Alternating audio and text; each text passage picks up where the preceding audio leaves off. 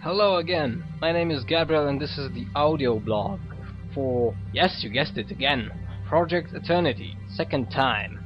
This one will be a longer one because I want to give a little roundup and a summary for what we know about the Project Eternity after the Kickstarter project and the gathering of money has ended. So, first of all, we know the release date, if I can call it that way, spring 2014, which means that the game will be in development besides the time till the Kickstarter for 1.5 years.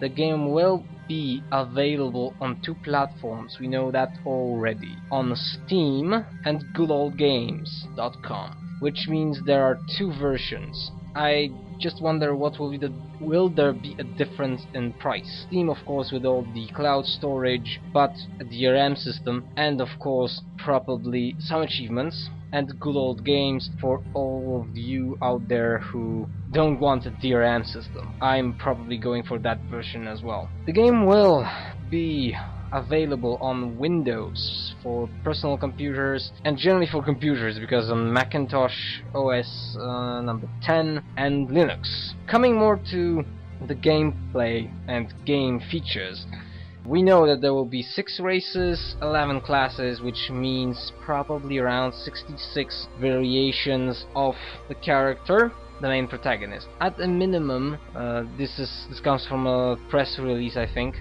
or from one of the updates. I gathered a lot of information from various sources. At minimum, the player will be able to specify main character's name, sex, class, race, mentioned above. That also includes a sub-race, which further increases the spectrum of possibilities. Culture, traits, abilities, scores, portrait, fundamental starting options of the class, which means probably something like gear, skills, and talents. Coming even more, we know at least that there will be 5 NPCs that were announced already. Of course, these are also probably subject to change. Aloth, Kadegand, Edair, Forton and Sagani. These are the names. You can find more about them, maybe for example on the Project Eternity official wiki, or wikia, whatever you want to call it, because already such a thing exists. There are also 3 main modes that are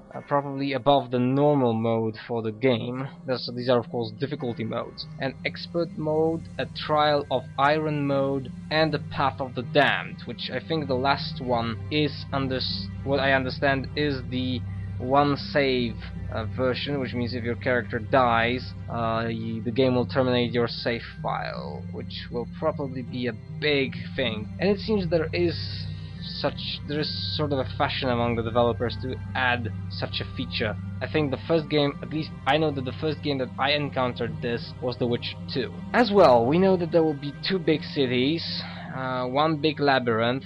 Game will be polished also quite a great extent, with additional information and attention to detail when it comes for the fact that the game raised the final goal, the final stretch goal. From what I understand, there is also a possibility that the developer team will add sort of a information in the game that you can trigger with your avatar that will give you additional comments from the developer's team concerning ideas, concerning situations that happened during the development of a particular area, or particular hero, or a special event that happened. Kickstarter Project Eternity reached 73,986 backers. So many people decided that it is worth to give the money to Obsidian for this great game, which raised finally $3,986,929. This is the final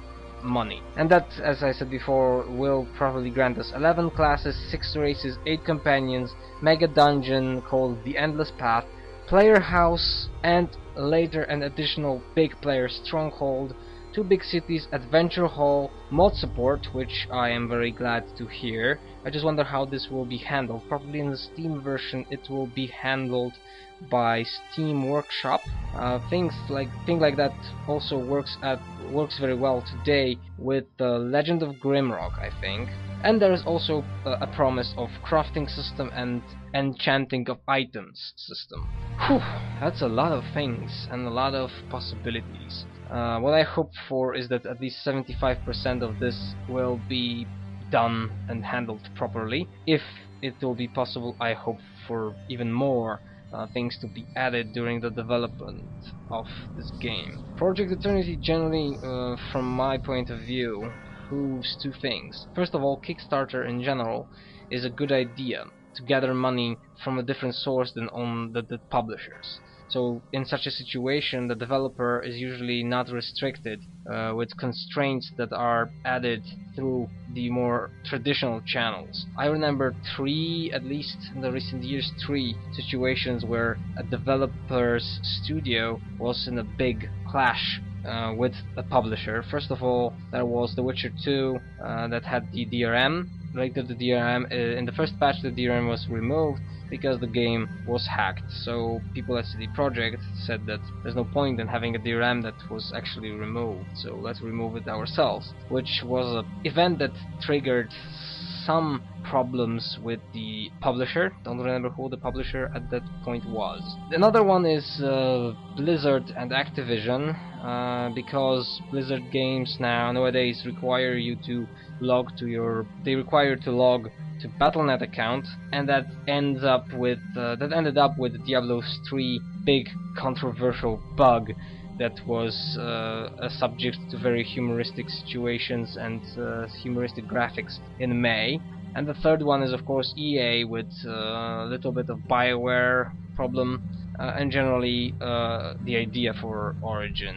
Battlefield 3, I think, was the first game that really started this flame war. That's one thing. Second thing, that Project Eternity proves that there is a demand for games. That there is a big demand of games. For games with gameplay that is not built around modern great looking graphics, 3D animations, big great voiceovers, acting, and generally those traditional features that big AAA titles bring to the situation, to the industry. Because the funny part is that Obsidian, from what I understand, they were looking into publishers. They were asking people from publishers, are you eager to give money for such a situation, for such a project that we want to create? And they found out that no one's really that interested. And since the demand is there, the project's Kickstarter initiative proves, because for any backer I believe you can find 10 other people that are really interested in that game.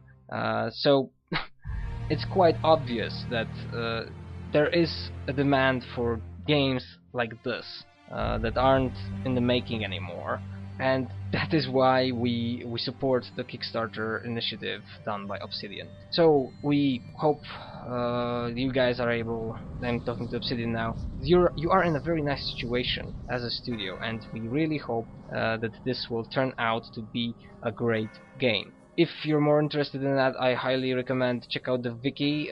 Probably the link is down in the description, because it's also very good to know that such a site exists, and that this site will probably give you some additional info. Plus it's a good place to find any official informations that will surface later on. Thank you very much for listening. My name is Gabriel, and this was an audio blog for my channel, Laughing During Gaming. Check out it when you have spare time, and have a nice day.